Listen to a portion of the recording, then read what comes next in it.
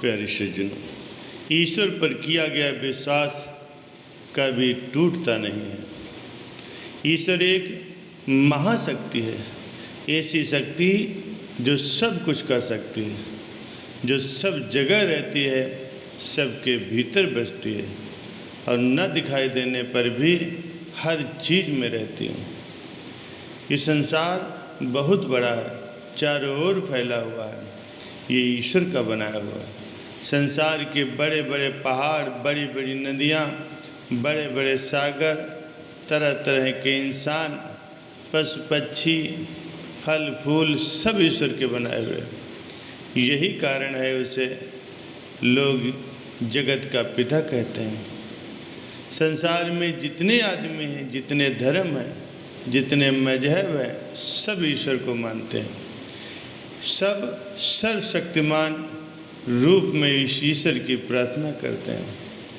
संसार में बहुत कम ही लोग ऐसे हैं जो ईश्वर को नहीं मानते। ऐसे लोग जो ईश्वर को नहीं मानते उन्हें नास्तिक कहते हैं। इसके विपरीत जो लोग ईश्वर को मानते हैं उन्हें आस्तिक कहते हैं। ईश्वर के अनेक अवतार हुए हैं, जिनकी तस्वीरें आज भी लोगों के घरों में देखने में मिलती हैं।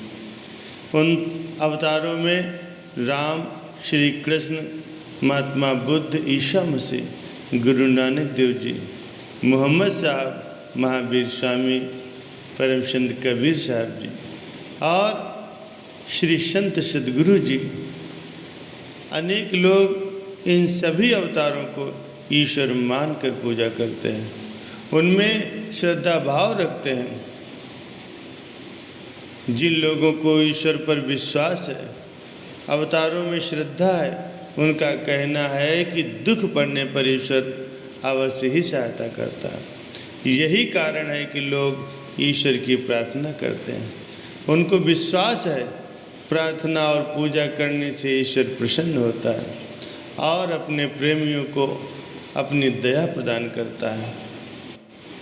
ऋषिकेश में गंगा जी के किनारे एक संत रहा करते थे।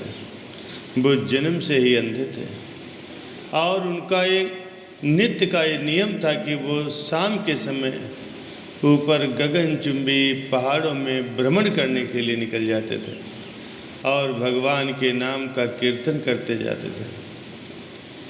एक दिन उनके एक शिष्य ने उनसे पूछा, गुरुजी, आप हर रोज़ इतने ऊंचे ऊंचे पहाड़ों पर भ्रमण के लिए जाते हैं, वहाँ बहुत गहरी गहरी खाइयाँ भी हैं और आपको तो आँखों से दिखाई भी नहीं देता, क्या आपको डर नहीं लगता? अगर कभी आपके पाँव लड़खड़ा गए तो? बाबा ने कुछ नहीं कहा। शाम के समय शिष्य को अपने साथ भ्रमण के लिए ले गए। पहाड़ों के मध्य बाबा ने अपने शिष्य से कहा कि बेटा, जैसी ही कोई गहरी खाई आए तो मुझे बता देना। दोनों चलते रहे और जैसी ही गहरी खाई आई तो शिष्य ने कहा, गुरुजी, गहरी खाई आ चुकी है। गुरुजी ने कहा कि बेटा, मुझे इसमें धक्का दे दे। अब तो शिष्य इतना सुनते ही सकपका गया।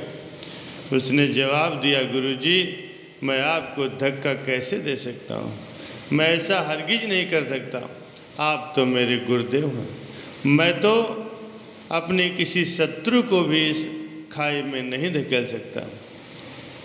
बाबा जी ने फिर कहा, बेटा, मैं कहता हूँ मुझे इस खाई में धक्का दे दे। ये मेरी आज्ञा है और मेरी आज्ञा की अवहेलना अगर करेगा तो नरकगामी होगा। शिष्य ने कहा, बाबा, मैं नरक भोग लूँगा मगर आपको हरगिज ही इस खाई में नहीं धकेल सकता। तब गुरुजी ने शिष्य से कहा, अरे नादान, जब तुझ जैसा एक साधारण प्राणी भी मुझे खाई में नहीं धकेल सकता तो बता, मेरा मालिक भला मुझे कैसे इस खाई में गिरने देगा? उसे तो सिर्फ गिरे हुओं को उबारना आता है, गिरे हुओं को उठाना आता है वो कभी भी किसी को गिरने नहीं देता। सचमुच ही ईश्वर पर विश्वास रख करके मनुष्य हर विपरीत परिस्थिति में सुरक्षित रह सकता है, क्योंकि भगवान खुद उसके मददगार बन जाते हैं। प्यारे सज्जनों, भक्ति में बहुत शक्ति होती है। एक बार एक लड़का था, वो सारा दिन ही भगवान की भक्ति में लगा रहता था, साधु संतों की सेवा करता था, मालिक का भजन करता था, लेकिन कोई भी काम धंधा नहीं करता था।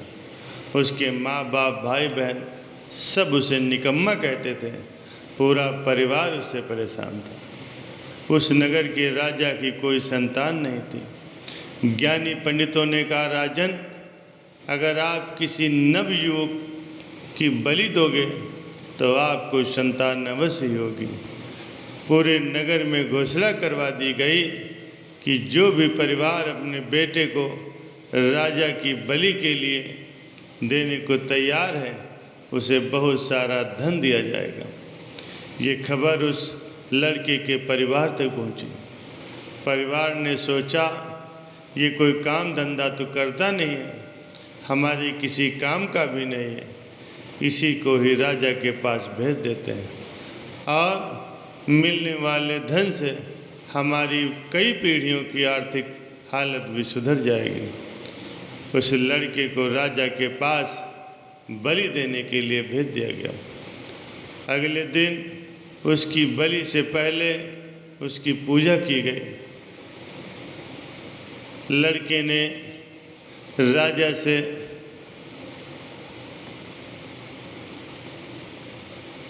लड़के से उसकी अंतिम इच्छा पूछी। लड़के ने कहा, अंतिम इच्छा में मुझे थोड़ी सी मिट्टी चाहिए। लड़के को मिट्टी दी गई। उसने उस मिट्टी से 4 ढेर बनाए, उनमें से 3 को तोड़ दिया और 1 रहने दिया। ये सब कर लेने के बाद उसने राजा से कहा, महाराज, अब आप मेरी बलि दे सकते हैं। राजा ने कहा, पहले तुम मुझे ये बताओ, तुमने पहले वाली 3 ढेरियों को क्यों तोड़ा और आखिरी ढेरी को क्यों छोड़ दिया? उसने कहा, इसे आप रहने दीजिए, आप मेरी बलि दे दीजिए। राजा ने कहा, मेरा आदेश है, पहले बताओ इन ढेरियों का क्या अर्थ है? लड़के ने जवाब दिया, कोई भी जीव अपनी रक्षा के लिए सबसे पहले अपने माँ बाप, फिर राजा, फिर देवता पर विश्वास करता है, लेकिन माँ बाप ने ही मुझे बेच दिया। राजा प्रजा की रक्षा करता है, परंतु यहाँ तो राजा ही बलि दे रहा है। फिर जीव देवता की तरफ देखता है, यहाँ देवता को ही बलि दी जा रही है। अंतिम ढेरी मेरे गुरुदेव की है, मुझे उन पर अब भी विश्वास है, इसलिए मैंने उस ढेरी को नहीं तोड़ा। मुझे विश्वास है कि वो अपने भक्तों की रक्षा जरूर करेंगे। ये सुन करके उस राजा का मन बदल गया। उसने सोचा, ये नौजवान तो बहुत समझदार है। उसने उसकी बलि का विचार ही त्याग दिया, उस लड़के को ही अपना पुत्र बना लिया और उसे अपना उत्तराधिकारी भी घोषित कर दिया।